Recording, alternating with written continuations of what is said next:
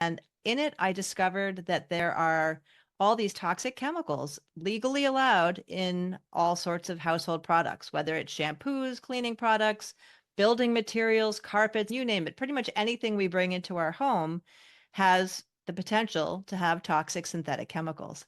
And that's on top of what's in the food.